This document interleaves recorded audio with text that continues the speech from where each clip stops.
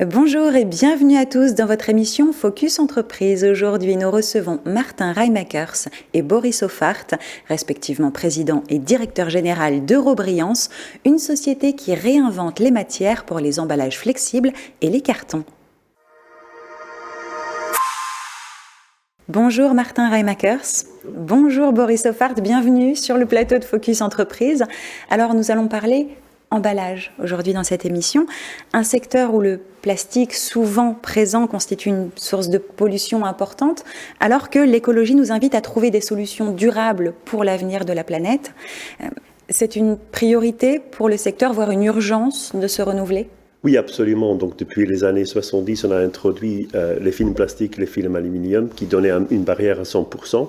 Les gens ne se posaient plus la question de choisir des alternatives, mais c'est clairement une urgence absolue pour la planète. Et donc, notre société est impliquée à trouver des solutions qui donnent aussi des barrières, les barrières plus que suffisantes, mais avec des produits tout à fait recyclables.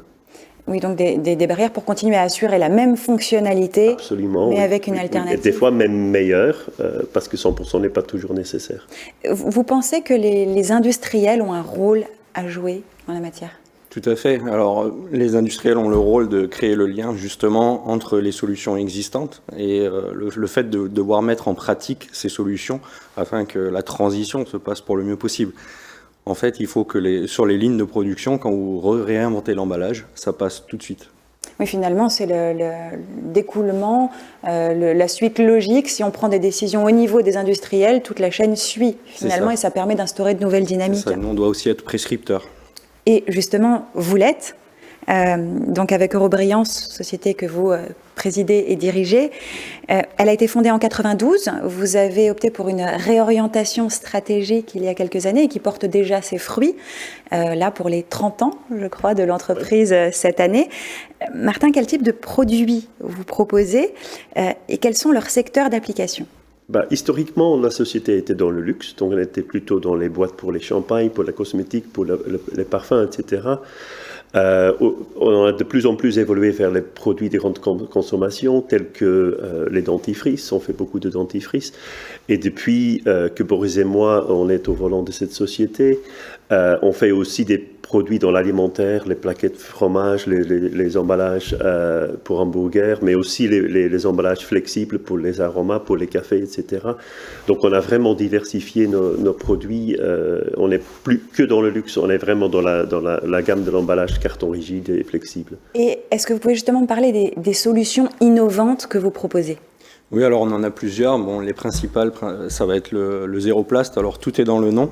Zéro plastique. Voilà, exactement. Donc là, on vient chercher à créer des matières métallisées pour toujours avoir ce plaisir d'offrir et l'expérience consommateur qui soit belle avec les emballages qui sont métallisés. Là, on est un peu dans l'esthétique, la finition. Finalement, on a quelque chose de joli, de brillant. Tout à fait. Mais sans plastique. Voilà, donc nous, on vient enlever le plastique. Et l'avantage de cette solution, c'est qu'on va transformer toutes les matières actuelles sans changement pour les industriels ni pour les marques. Elles gardent leur même produit, on vient juste apporter une métallisation sans plastique. Et en même temps, le déchet, on va le retransformer avec quelque chose qu'aujourd'hui tout le monde connaît, qui est le rPET. Donc on revalorise nos déchets. Après, on va avoir une autre solution qui est assez innovante et qui crée une vraie rupture dans le marché. Donc on a été dans l'emballage flexible avec l'élimination du film aluminium. Voilà, pour rendre tous ces emballages flexibles, qui est un univers qui nous entoure au quotidien, mais où il faut absolument rendre ces emballages recyclables. Donc ça, c'est la philosophie de cette gamme. Et après, je dirais qu'il y a encore tout ce qui est la gamme des papiers avec des laminations de films ultra fins. Donc on va parler d'une épaisseur de 4 microns qui est 10 fois moins qu'un cheveu. Ça sert pour quel genre de... Typiquement, ça va être dans l'alimentaire. Donc c'est des produits avec une très grande fonctionnalité où on va chercher la qualité de protection des aliments, parce que le monde est sous-emballé, donc il faut qu'on les emballe, il faut qu'on protège des aliments pour éviter le gaspillage. Et derrière, en même temps, on va réduire l'empreinte environnementale. Toujours la même philosophie. Pour innover, vous croisez donc à la fois votre expertise depuis ces 30 ans et en même temps l'innovation. Vous avez probablement dû faire des tests, des expérimentations pour arriver à trouver ces innovations. C'est quelque chose d'important pour vous ? Vous vous sentez investi d'une mission quelque part ? Oui. Pour nous, pour nous deux, entreprendre, on s'est dit déjà, de maintes fois, on n'a pas entrepris pour gagner beaucoup d'argent très vite. Nous, on est là parce qu'on est passionné. On est passionné par notre projet.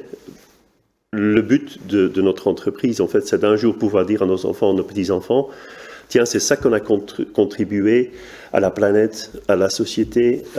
Et donc, on a cette vocation-là. Et après, si on a du succès, si on travaille bien, le reste, ça viendra. Donc, notre passion, c'est vraiment de pouvoir changer, d'attribuer quelque chose à la société et la communauté. Et je crois que pas seulement nous deux, notre société entière est vraiment, vraiment imprégnée de ça. Chaque employé chez nous, il est vraiment dans ce projet, dans ce sens-là. Depuis 2021, si mes chiffres sont bons, vos volumes de vente ont doublé sur vos deux produits phares que vous évoquiez tout à l'heure, donc Zéroplast et Paperflex, c'est le second. J'imagine que ça booste un peu vos envies de développement ? Oui. Alors clairement, avec Martin, on a un passif industriel dans ce secteur qui est assez énorme. Et du coup, on a vraiment tiré à travers une restructuration qui s'est vraiment engagée effectivement depuis 2021. Croissance des ventes avec une ressemblance dans l'industrie. On va faire du mimétisme avec nos clients parce qu'en fait, aujourd'hui, on vend ces matières à des marques qui, finalement, sont implantées au niveau mondial. Donc on va devoir s'adapter, les suivre et leur ressembler de plus en plus. Donc on sera amené à grandir forcément.